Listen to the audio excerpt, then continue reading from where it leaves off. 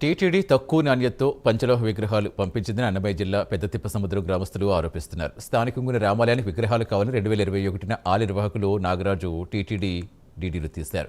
దీంతో 2023 మార్చి 3 టీటీడీ నుంచి పంచలోహ విగ్రహాలు వచ్చాయి.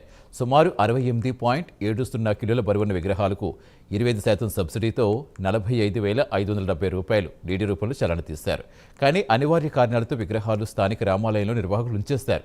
2 రోజుల క్రితం సీతారాముల కళ్యాణోత్సవం జరిపించాలని విగ్రహాలు బయటకు తీయగా తుప్పుపట్టి పెచ్చులుడిపోయి రంధ్రాలు పడున్నాయి. దీంతో ఎంతో ప్రతిష్ట కలిగిన టీటీడీ ఇలాంటి పంచలోహ విగ్రహాలు తమకు అందించడం బాధాకరమని స్థానికులు ఆవేదన వ్యక్తం చేస్తున్నారు.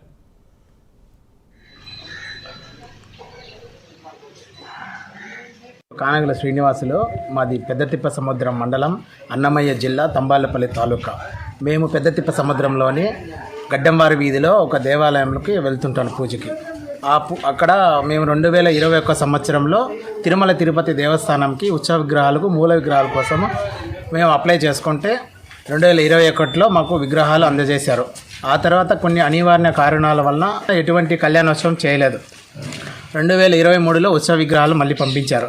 ఆ తర్వాత ఎటువంటి పూజలు చేయకుండా 2025లో గత నెల 7వ తారీఖున మేము పూజ చేయాలని విగ్రహాలు బయటకు తీస్తే లోపల నుంచి కానీ అది తుప్పు పట్టడం వల్ల ఆ విగ్రహాలకు తుప్పు పట్టి పిలుకలు లేచిపోయి ఈ పూజకు పనికిరావు అని చెప్పడం వల్ల మేము చాలా బాధతున్నాం.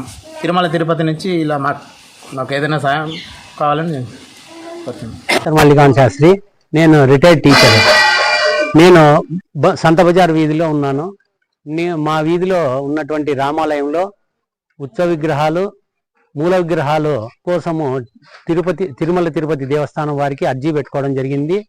వాళ్ళు మూల విగ్రహాలు మాకు ఇమీడియట్గా ఇచ్చారు. తర్వాత కొన్ని రోజులకు అంటే 2023లో మాకు ఉత్సవ విగ్రహాలు ఇవ్వడం జరిగింది. అనివార్య కారణాల వల్ల మేము బీరువాలో దాన్ని ఉంచడం జరగడం వల్ల మళ్ళా మొన్న పునర్వసు నక్షత్రము రాముల వారి జన్మ నక్షత్రం కావున మేము తీసి కళ్యాణోత్సవం చేయించుకోవాలనుకున్నాము. తీసి చూడగా మాకు కొన్ని అక్కడక్కడ మరకలు కనబడినాయి, తుప్పు మరకలు ఏర్పడినట్లు కనబడినాయి. పురోహితులకు చూపించగా ఇది వద్దు, పనికిరాదు, కళ్యాణానికి పనికిరాదు అన్నారు.